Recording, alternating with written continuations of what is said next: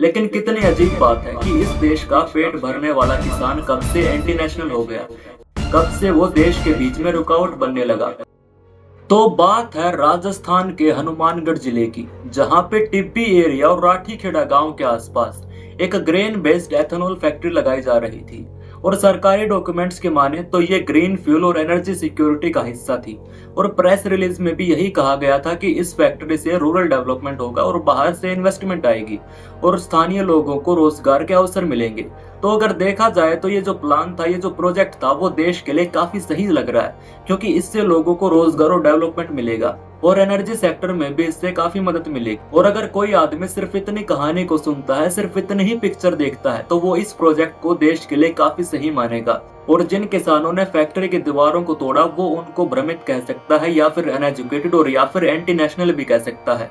लेकिन कितनी अजीब बात है कि इस देश का पेट भरने वाला किसान कब से एंटी नेशनल हो गया, कब से वो देश के बीच में रुकावट बनने लगा। तो इसको समझने के लिए कहानी का दूसरा पहलू जानना भी जरूरी है। तो हनुमानगढ़ एक सेमी एरिड रीजन है, यानी कि वहाँ पे रेनफॉल बहुत कम होती है और वहाँ की खेती मेनली ग्राउंड वाटर पर डिपेंड करती है। और जो एथेनॉल प्रोडक्शन है, उसको लेकर बहुत से एक्सपर्ट और बहुत से फार्मर ग्रुप्स ने ये बात कही है कि इस इंडस्ट्री में पानी ज्यादा खर्च होता है, यानी कि पानी का कंजम्पशन बहुत अधिक है। और अगर वेस्ट को सही से मैनेज न किया जाए तो इससे जमीन भी प्रभावित होगी, यानी कि पानी के साथ साथ इससे जमीन भी प्रभावित होगी। तो यही असली मुद्दा था कि हनुमानगढ़ में पहले से ही पानी की किल्लत है और एथेनॉल प्रोडक्शन में भी पानी का कंजम्पशन बहुत ज्यादा होगा। तो सिंपल सी बात है कि वहाँ का जो ग्राउंड वाटर लेवल है वो और भी नीचे चला जाएगा।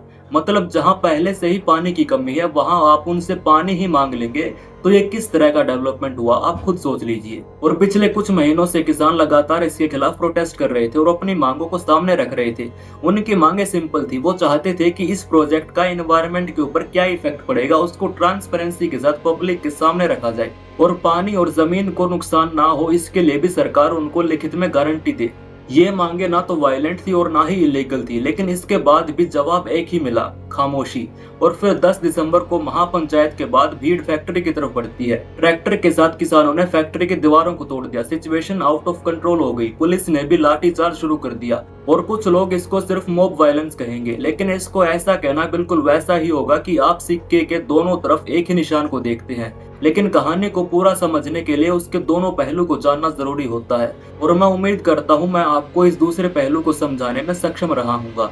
और अगर मुझसे कोई गलती हुई हो तो उसके लिए आई एम सॉरी। और इसके बाद प्रशासन ने इंटरनेट को बंद कर दिया, स्कूल दुकानें बंद कर दिए गए, इन्फॉर्मेशन का फ्लो भी ब्लॉक कर दिया गया।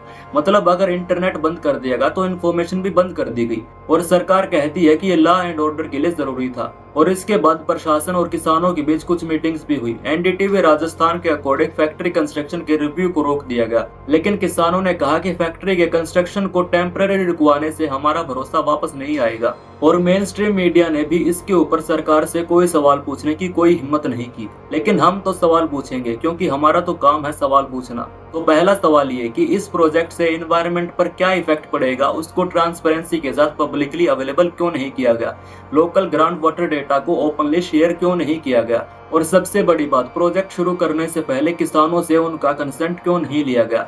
ये इंसिडेंट ना तो पहला था और ना ही आखिरी, लेकिन हम इसको आखिरी बना सकते हैं। लेकिन यह तभी संभव होगा जब लोग सरकार से सवाल पूछेंगे। मिलते हैं अगली वीडियो में। धन्यवाद। इनकलाब जिंदाबाद।